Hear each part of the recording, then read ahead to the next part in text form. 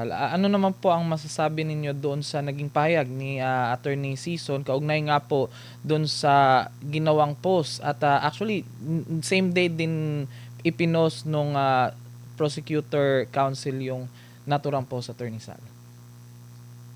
Tama yung pinupunto ni Attorney Sison. Alam mo kasi yung mga abogado dyan sa prosecution, yung mga private lawyers, hindi yung mga kongresista. Ang nakikita ko sa kanila, lalo na yung nag-post na yun, palibasa hindi naman siya kilalang abogado.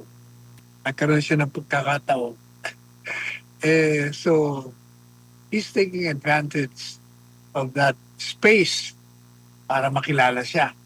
Kahit hindi naman siya sa aking pananaw. Mahina siyang direct examination. Kasi gaya ng nabanggit na natin, itong mamang to, sa halip na isang oras lamang gugugulin niya sa pagtatanong, inaabot siya ng 3 oras. Kasi alam niyang merong coverage ng telebisyon. At habang nagsasalita siya, palagi nakatutok sa kanya mga kamera. So ang gagawin niya, may tatanungin siya sa testigo. Pagsagot ng testigo, uulitin niya ang sagot ng testigo bago siya magtatanong ng sunod na tanong. Pag sumagot na naman, uulitin niya na naman ang sagot ng testigo. Kaya talagang magti-triple ang oras mo.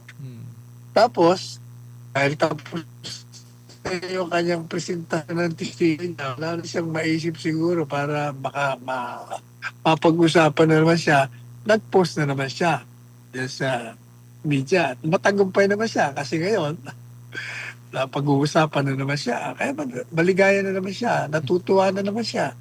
Pero ang katotohanan niya, kung ikukumpara ko, yung mga matatandang abogado dyan sa prosecution, dito sa mga bata, ay malayo itong mga bata. Kasi itong mga batang ito, nagpapabot ito sa korte at saka exceptionally magagaling ng mga bata.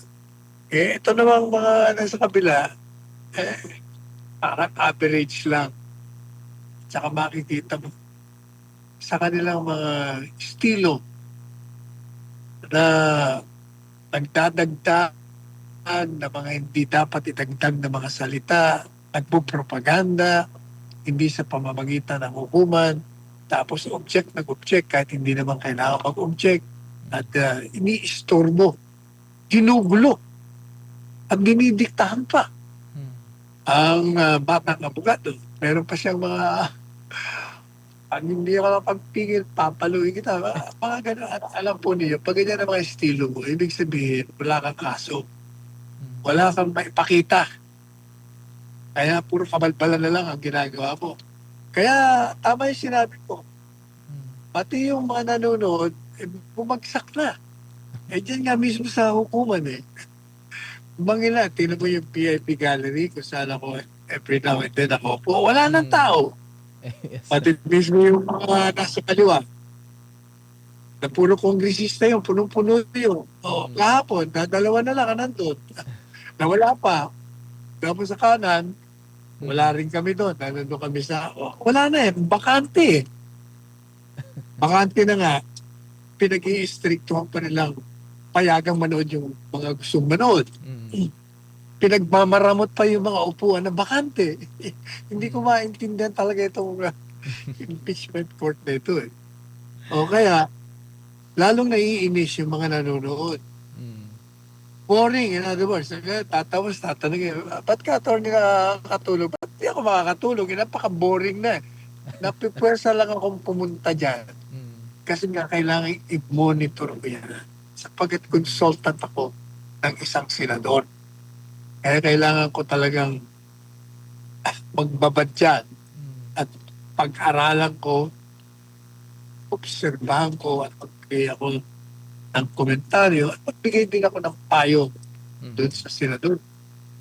Kung tama ba, gagalaw ng mga partisipante. Nagbibigay ako ng mga mungkahe ng maganda itanong. ng magandang ipahayag. Mm. Pero talagang makakatulog ka eh. Kahit anong pilit mo, ang iba nga, napapansin ko, ewan ko kung napapansin nyo, ilang araw ko nang napapansin yan, Mm. yung mga senador hindi nakikinig, nagkikwentuhan, Ayun. nakatalikod pa sa camera eh. Mm. Ibig sabihin, karap niya yung isang senador, kwentuhan sila, tawanan sila, wala. Talagang dapat malaman nila, yung lalo na yung prosecution, Mm. na talagang walang saysay yung ginagawa. Ayan, Attorney Sal. Pero bago nga nag-adjourn yung impeachment trial kahapon, Attorney Sal, ay sinabi ni Senate Impeachment Court Presiding Officer Senator Jesus Cordero na maglalabas sila or siya ng ruling para regulahin daw yung mga pampublikong pahayag kaugnay nga doon sa nangyaring insidente matapos na meron ding mga paulit-ulit na mga paglabag sa mga alituntunin kaugnay nga sa korte at decorum, Attorney Sal. Ano pong inyong what's your take on this, Attorney Sal, na mga by Monday magbibigay sila ng kanilang ruling or desisyon kaugnay nga dito? Kaya problema naman dyan sa presiding officer. Nagre-reklamo siya, pero siya mismo pumapayag sa mga kalokohan ng mga prosecution lawyers. Kasi yung defense, mga bata, wala naman silang nilalabag eh. Kung ano lang ang dapat nilang gawin bilang mga abogado ng vice presidente, yun lang. Pero itong prosecution talaga, lahat na propaganda, lahat na grandstanding, lahat na kabalbalan, Mm. talagang ginagawa nila para sirain yung concentration ng depensa, para kunin ang simpatiya ng tao. Eh, lalong nabubuisit sa kanila eh. Baliktad nga ang nangyayari. Kaya, ay nako, wala. Maniwala ka, marami na buisit dyan sa impeachment na yan. Pero sa tingin niyo, Attorney Sal, hindi pa ba late yung gagawing desisyon nila ngayong Lunes pertaining sa yun nga Ano yun? rules? Ano yan, nawawala ko. Yes, pero sa tingin niyo po, Attorney Sal, late na ba para makagawa ng desisyon ang Senate Impeachment Court na pinangunahan ng presiding officer kaugnay nga ng mga decorum at mga alituntunin nga pagdating sa trial, Attorney? Kaya ako, kasi kung ako presiding officer, contempt ko agad yan. Mm. Pag nakikita kong nabigyan mo na ng warning, inuulit pa rin. Oh. Talagang contempt, citing contempt para tumigil.